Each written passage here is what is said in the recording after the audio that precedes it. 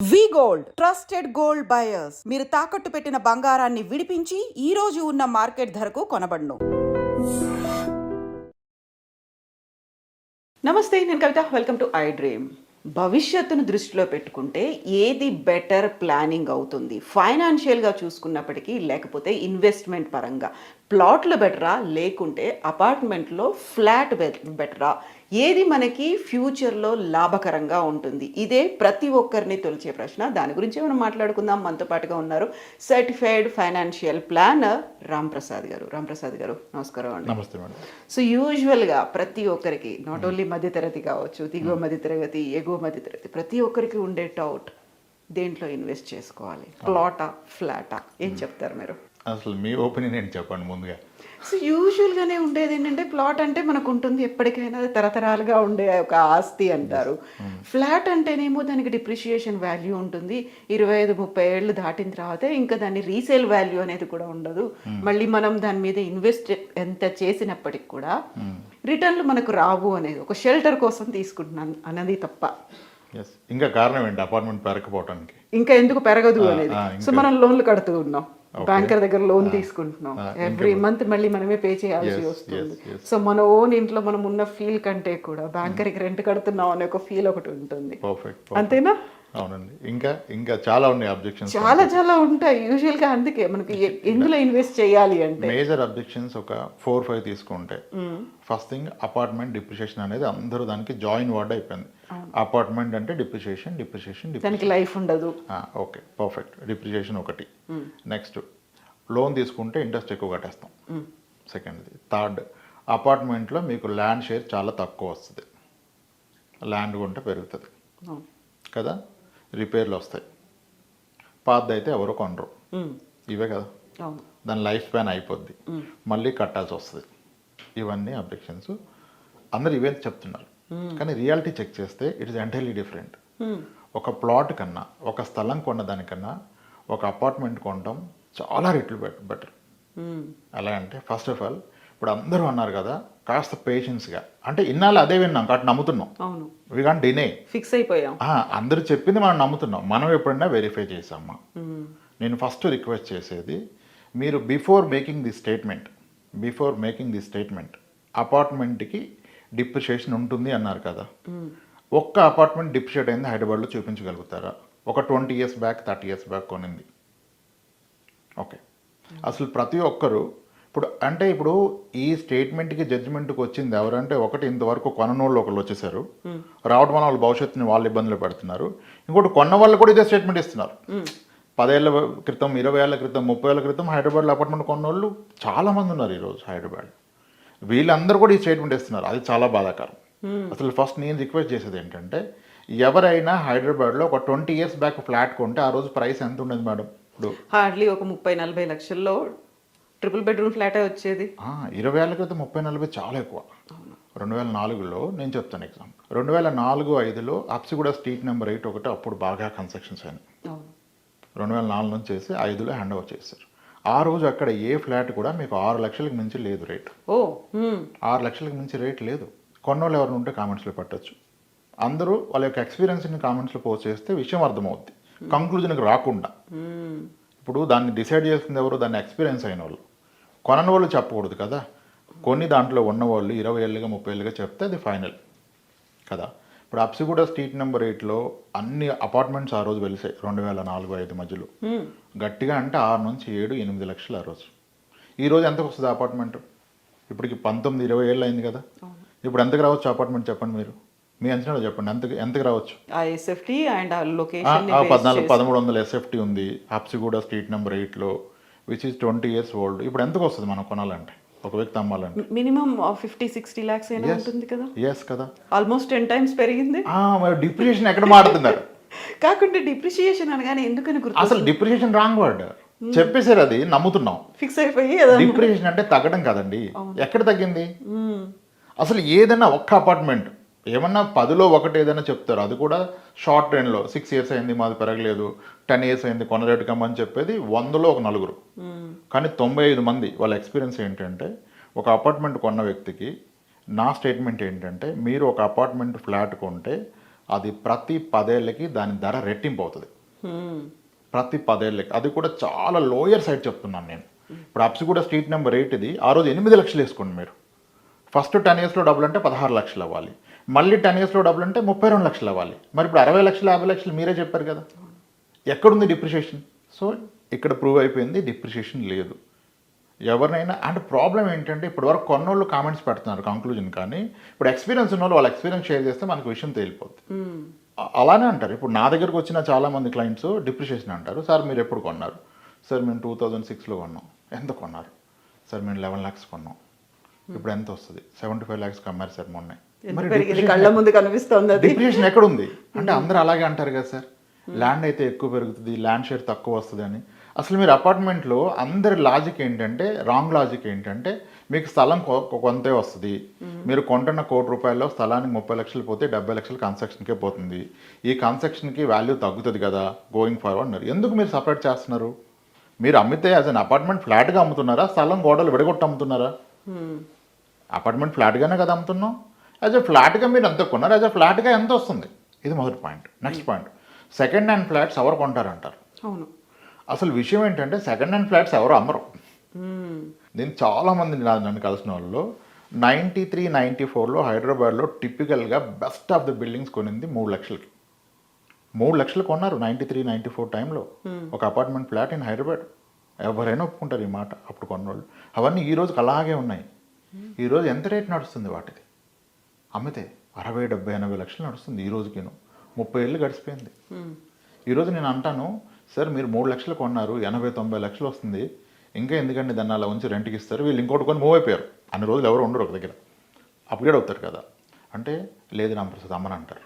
ఎందుకు సార్ అమ్మొచ్చు కదా, ఆ వచ్చే 25,000, 30,000 రెంట్ ఎందుకు, దాన్ని ఎఫ్డీలు వేసుకుని నెలకు 40,000 వస్తుంది, అమ్మేసేయండి అంటే అమ్మరు.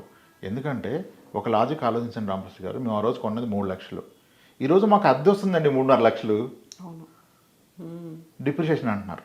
30 ఏళ్ళు గడిచాక మీరు అపార్ట్మెంట్ని చూస్తే మీరు కొన్న రేటు కన్నా ఈరోజు దానికి వచ్చే అద్దె ఎక్కువ. మధ్యలో కాస్త మెయింటెనెన్స్ ఉండొచ్చు అటు ఇటుగా, దేనికి ఉంటుంది మెయింటెనెన్స్? మన బాడీకి మెయింటెనెన్స్ లేవా? ఇప్పుడు ఫీవర్ వస్తే వదిలేస్తాం మనిషిని. సేమ్ అపార్ట్మెంట్ అంతే కదా, టైంలీ చేసుకోవాలి. ఇంకా చాలా వస్తాయి, అసోసియేషన్ అంతా ముందుకు రారు, నీట్గా పెట్టరు, ఇవన్నీ పార్ట్ అండ్ పార్షల్ కదా. మెల్లిమెల్లిగా టైం గడుస్తుంది కాబట్టి పెచ్చులు ఊడిపోతున్నాయి, దాంట్లో మరి ఇప్పుడు ఇవన్నీ గడిచాయి కదా, సర్వీసింగ్కి వెళ్ళాల్సి వస్తుంది ప్రతిసారి. సర్వీసింగ్ అందరూ వెళ్ళాలి, కారు వెళ్ళదా మనిషి వెళ్ళడా, అపార్ట్మెంట్ కూడా వెళ్తుంది కదా. ఇవి 30 ఏళ్ళు గడిచిందే మనం ఆడుతున్నాం. సో అపార్ట్మెంట్కి డిప్రిషియేషన్ లేదు. నెక్స్ట్ బిగ్గెస్ట్ ఆబ్జెక్షన్ ఏంటంటే లోన్ ఇంట్రెస్ట్ కడతాం కదా. ఇంట్రెస్ట్ ఎందుకు కడుతున్నారు? ఒక వ్యక్తి లోన్ తీసుకోబట్టి కడుతున్నాడు. మరి స్థలం కొంటే ఇంట్రెస్ట్ లేకుండా లోన్ ఇస్తారా? ఎవరు కదా. అసలు అది ఎంత అసలు వ్యాలిడ్ పాయింట్ అది. అసలు ఆ ప్రస్తావన తేవచ్చా? నీ దగ్గర డబ్బు ఉంటే డబ్బు పెట్టే కొంటావు కదా, ఎందుకు మళ్ళీ ఇంట్రెస్ట్ క్యాలిక్యులేషన్ వస్తుంది మధ్యలో మనకి? ఇప్పుడు స్థలం కొంటే ఫ్రీగా ఇస్తాడా, వడ్డీ లేకుండా ఇస్తాడా? ఇంకా స్థలానికే 1% ఎక్కువగా ఇస్తాడు. అంటే అందరికీ ఒక భ్రమ ఏంటంటే స్థలాలు విపరీతంగా పెరిగిపోతాయి, అపార్ట్మెంట్ అంతగా పెరగదంటాడు. స్థలాలు ఎంత గొప్పగా పెరుగుతాయంటే ఒక సింపుల్ లాజిక్, ఒక స్టాండర్డ్ చెప్పొచ్చు. నేను ఇప్పుడు ఏమన్నా 2 స్టేట్మెంట్లు ఇవ్వదలుచుకున్నాను నేను దీంట్లో. మీరు ఒక అపార్ట్మెంట్ కొంటే ప్రతి 10 ఏళ్ళకి రెట్టింపు అవుతుంది. ఇది రాంగ్ అని ప్రూవ్ చేయడం కష్టం. ఏవో 10లో ఒక కేసు ఎక్కడన్నా దొరకవచ్చు, కానీ మీరు 20, 30 ఇయర్స్ ఓల్డ్ ఏజ్ చూసినా ఏదన్నా చూడండి. 30 ఇయర్స్ బ్యాక్ హైదరాబాద్లో విపరీతమైన అపార్ట్మెంట్స్ ఉన్నాయి. బేగంపేటలో రైల్వే క్రాసింగ్ ఉండేదంట, రైల్వే ట్రాక్ దాటాలంటే గేట్ పడేది అక్కడ. అప్పుడు కూడా అక్కడ కొన్నారు 2.5 లక్షలకి 3 లక్షలకి. ఆ రైల్వే గేట్ ఉంది, లేట్ అవుతుందని చెప్పారు నా క్లయింట్స్. మీకు పంజాగుట్టలో క్రాంతి శిఖర్ అని ఒక అపార్ట్మెంట్ ఉంటుంది, అది ఎంత కొన్నారు తెలుసా? ఫ్లాట్ 60,000 కొన్నారు. 60,000 కొన్నారు. డిప్రిషియేషన్ ఉంటే ఎంత వాళ్ళు అది ఈరోజు ఎంత వస్తుంది? రెంట్ వస్తుంది 22,000, 24,000. పంజాగుట్ట అనేది ఇప్పుడు మెయిన్ కమర్షియల్ ఏరియా ఉన్నాయి. కోకోల్ ఇక్కడ దివ్యశక్తి అపార్ట్మెంట్ ఒకటి ఉంటుంది, మీకు అమర్పేటలో కీర్తి అపార్ట్మెంట్స్ ఉంటాయి. ఎన్ని జనప్రియాలు ఉన్నాయి మనకి 30 ఇయర్స్ గడిచినవి. ఇవన్నీ ఒకప్పుడు ₹1,00,000, ₹1,50,000 కొన్నవే. మరి డిప్రిషియేషన్ అంటే అవన్నీ ₹1,00,000 ఉండాలి కదా. ఇప్పుడు అంటారు ఆ ఇన్ఫ్లేషన్ ఒకటి ఉంది కదా పెరిగినా, అప్పుడున్న 1,00,000 ఇప్పుడున్న 60 లక్షలు ఒకటే కదా అంటారు. మరి అది అన్నిటికీ అప్లికేబుల్ కదా. మీ స్థలం పెరిగినా అంతే కదా, పొలం పెరిగినా అంతే కదా, బంగారం పెరిగినా అంతే కదా. అంటే ఎందుకో ఒక పార్షియాలిటీ. అపార్ట్మెంట్ అంటే దాన్ని సప్రెస్ చేసేయడం తెలుసుకున్నారు అందరూ. అంటే మెల్లిమెల్లిగా కట్టడాలకి కన్స్ట్రక్షన్కి లైఫ్ వాల్యూ తగ్గిపోతుంది అనే ఫీలా? ఎందుకు అలా తగ్గిపోతుందంటే రేట్ పెరిగింది కదా, ఇంకెక్కడిది. ఆ లాజిక్కే తప్పు. Yes, coming back. స్థలం కొంటే ఏమవుతుంది? నేను ఒక స్టేట్మెంట్ ఇవ్వదలుచుకుందంటే, ఒక స్థలం కొని అన్నీ కలిసి వస్తాయి.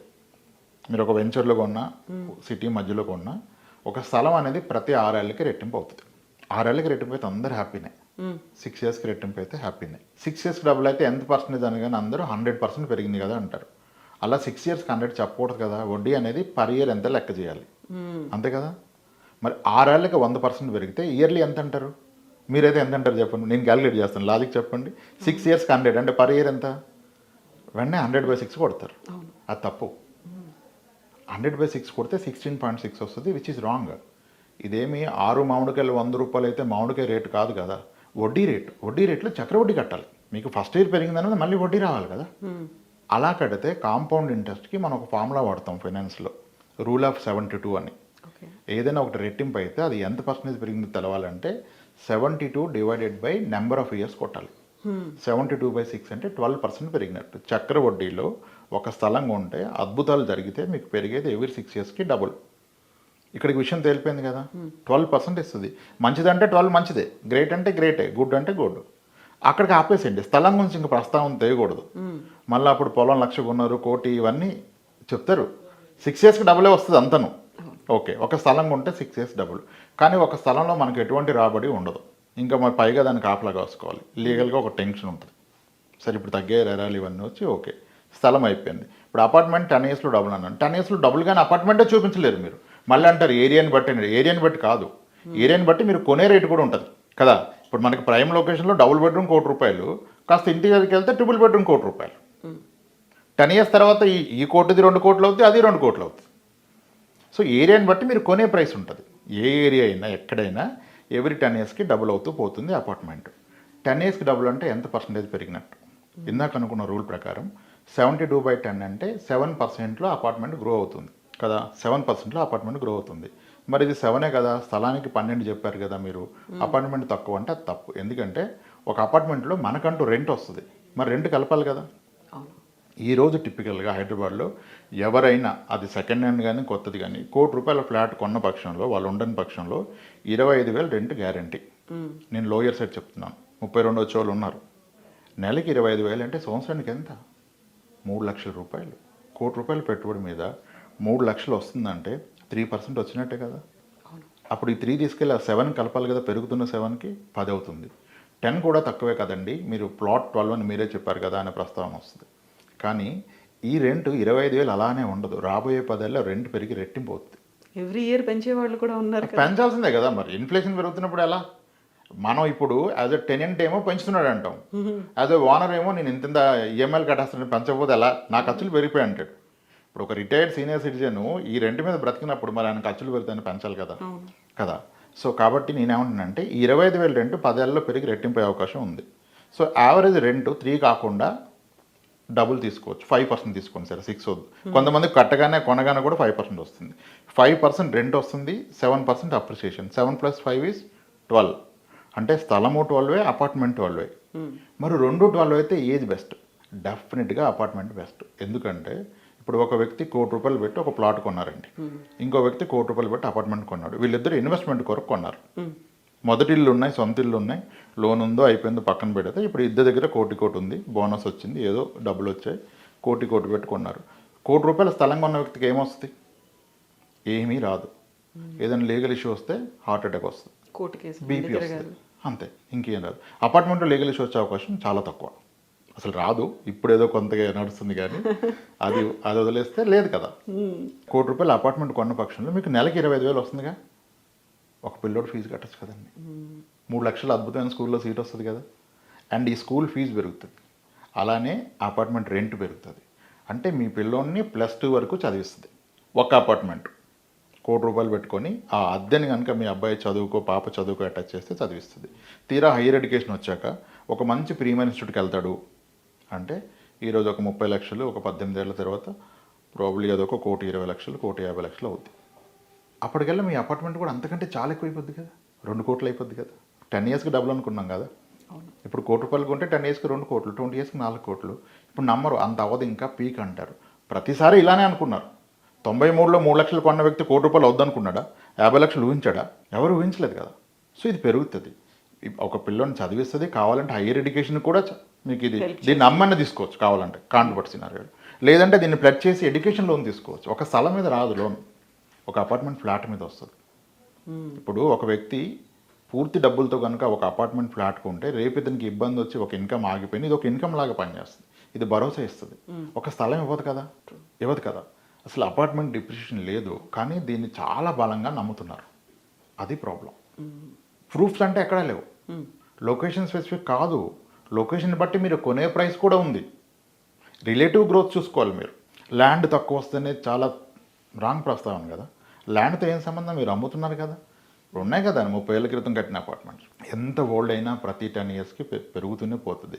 మళ్ళీ ఇంకొస్తాయి, కూలిపోతే మళ్ళీ కట్టుకోవాలి, అందరూ ముందుకు రారు, ఎన్ని కూలే కదా. ఆ రోజు కూడా మీ ల్యాండ్ అన్నది కూడా ఒక లాజిక్, అది కూడా పెరుగుతుంది కదా. అలా చూసినా మీరు కొన్నదానికి ప్రతి 10 ఏళ్ళకి డబుల్ అవుతూనే పోతుందండి. అసలు అపార్ట్మెంట్ డిప్రిషియేషన్ లేదండి. దీన్ని గట్టిగా ఎక్కించేస్తారు, అందరు నమ్మేస్తున్నారు. ఒక అపార్ట్మెంట్ కొన్నోడే చాలా ధైర్యంగా కాన్ఫిడెంట్గా జీవితాన్ని కొనసాగించగలుగుతాడు. స్థలం కొన్నోళ్ళు కొనసాగించలేరు. ఇంకోటి, ఒక స్థలం కనుక మీరు రేపటి రోజు అమ్మితే మీకు ఆ ప్రొసీడింగ్స్ అంతా వైట్ రావు, క్యాష్ ట్రాన్సాక్షన్ ఇన్వాల్వ్ అవుతుంది. ఆ క్యాష్ని ఎలా ట్యాకిల్ చేస్తారు? క్యాష్తో పిల్లోడు ఫీజు కట్టగలమా? తీసుకుంటారా కాలేజీ వాళ్ళు? తీసుకోరు కదా. ఒక కారు కొనగలమా 30 లక్షలు క్యాష్ ఇచ్చి? కొనలేం కదా. మరి ఏం చేయగలం? ఒక మంచి బిల్డర్ కూడా తీసుకోడు క్యాష్ మన దగ్గర. అంటే అది పనికిరాంది అయిపోతుంది. సో ఎవరికైతే హార్డ్ క్యాష్ ఉంది, వాళ్ళకి ట్యాక్సులు కట్టలేదు, వాళ్ళు స్థలాలు కొనుక్కుంటే ఓకే. కానీ 30% ట్యాక్స్ కట్టిన వ్యక్తి స్థలం కొనటం అంత కరెక్ట్ కాదని నా అభిప్రాయం. దాని చివరేంటో కూడా చూడాలి కదా.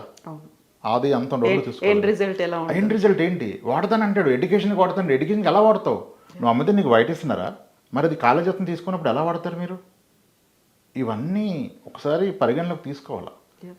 అసలు ఆ 20 ఏళ్ళు ఉన్న అతని ఎక్స్పీరియన్స్ తెలుసుకోండి కదా మీరు. అతను కూడా తప్పే చెప్తున్నాడు. బ్యాడ్ లక్ ఏంటంటే అపార్ట్మెంట్ తగ్గిపోద్దని. కానీ మీరు ఎంత కొన్నారు, ఇప్పుడు ఎంత అంటే అరే చాలా పెరిగింది, అలా అనుకోలేదని చాలామంది చెప్పారు. అపార్ట్మెంట్కి డిప్రిషియేషన్ లేదు. ఎస్ ఉంటాయి, చిన్న చిన్న మైనర్ రిపేర్లు మెయింటెనెన్స్లు ఉంటాయి. కానీ ఒక స్థలానికన్నా అపార్ట్మెంట్ బెస్ట్. ఇంకోటి, సెకండ్ హ్యాండ్ అపార్ట్మెంట్ ఎవరు కొంటారు అంటారు. నిజానికి సెకండ్ హ్యాండ్ అపార్ట్మెంట్ ఎవరు అమరు. ఈరోజు మన దగ్గర ఒక 20 crores ఉంటే మీ దగ్గర నా దగ్గర కొత్త ఫ్లాట్స్ ఈవినింగ్ కల్లా ఒక 10 కొనగలుగుతాం. రెడీగా ఉన్నారు కదా, ఆఫీస్కి వెళ్తే సైన్ పెడితే ఇచ్చేస్తారు. సెకండ్ హ్యాండ్ ఎక్కడ దొరుకుతాయేమో చూద్దాం, అన్ని కొనగలుగుతామా? అసలు ఎవరున్నారు సెల్లర్ కదా. అది సో అపార్ట్మెంట్ డిప్రిషియేషన్ లేదంటే లేదు. కాస్త పేషెన్స్గా ఓపిక్గా విషయాన్ని అర్థం చేసుకోవాలి. అందరూ చెప్తున్నారని నమ్మొద్దు. అందరూ చెప్తున్నారని అదే చెప్తున్నారు. ఎత్తిపోతల పథకాలు అయిపోయినాయి ఇవన్నీ. చెప్పడం అనేది ఎత్తిపోతల పథకం. ఇటు పోచింది తీసి అటు పోస్తున్నారు, అదే యాస్టేజ్గా. కాస్త టైం చేస్తే అర్థమవుద్ది. అపార్ట్మెంట్ డిప్రిషియేషన్ లేదు. మీరు కనుక పెట్టుబడి పరంగా మీకు బాధ్యతలు ఉండి ఒక ఇన్కమ్ కావాలంటే అపార్ట్మెంటే ఇస్తుంది కదా ఇన్కమ్. స్థలం ఇన్కమ్ అవ్వదు. ఎంత పెరిగినా అమ్మిందాక నీకు 10 రూపాయలు లేదు దాంట్లో. అంత పెద్ద మొత్తం ఎందుకు బ్లాక్ చేస్తారు? ఇంకా లోన్ ప్రస్తావనే తప్పు కదా. అది కొన్నా లోన్లో కొంటే వడ్డీ కట్టాల్సింది, ఇది కొన్నా కట్టాల్సిందే. సో అపార్ట్మెంట్ కొనుక్కోవటం మొత్తం అండి. సో గట్టిగా గుర్తుపెట్టుకోవాల్సినటువంటి అంశం ఇది. ఆలోచించి నమ్మొద్దు, క్రాస్ చెక్ చేయండి. 20 ఏళ్ల క్రితం 30 ఏళ్ల క్రితం కోకోలలో అపార్ట్మెంట్స్ ఉన్నాయి హైదరాబాద్లో. ఎక్కడైనా సరే. నిన్న మాట్లాడుతున్నాను, అతను అంతే అపార్ట్మెంట్ తగ్గిపోద్ది అన్నాడు. అక్కడ ఏదో అమరావతి ఏదో అపార్ట్మెంట్ చెప్పాడు. అది ఓల్డెస్ట్ సార్ మా సిటీలో, మా టౌన్లో అన్నారు. అది 22 ఏళ్ళు అయింది అన్నారు. అప్పుడు ఎంత అంటే అప్పుడు ఎంత సార్ 3 లక్షలు సార్ అన్నాడు. ఇప్పుడు ఎంత అంటే ఇప్పుడు 50 లక్షలు మినిమం సార్ అన్నాడు. మరి ఎలా సార్ డిప్రిషియేట్ అవుద్ది అంటారు? ప్రతి దగ్గర అంతే. వైజాగ్లో వాళ్ళు అలాగే అంటారు. ఆర్కే బీచ్లో అపార్ట్మెంట్స్ 93లో 3 లక్షలు కొన్నారు ఒక్కొక్కరు. ఇప్పుడు 1,40,00,000 నడుస్తుంది. 40,000 అద్దె వస్తుంది, 30,000 అద్దె వస్తుంది. డిప్రిషియేషన్ అంటారు. సో అన్ని చోట్ల ఇదే, ఇంకా అన్ని చోట్ల ఇదే. నేను అనేది 10 years డబుల్, కానీ నిజానికి అంతకన్నా చాలా ఎక్కువ పెరుగుతుంది. నేను లోయర్ సైడ్ చెప్తున్నాను 10 years డబుల్ అని, కానీ నిజానికి చాలా చోట్ల 6-7 yearsకి డబుల్ అయిపోయినాయి ఉన్నాయి. ఆ ఎక్కువ పెరిగింది రిపేర్లకు వేసుకొని సరిపోయి. సో అపార్ట్మెంట్ డిప్రిషియేషన్ లేదు మేడం.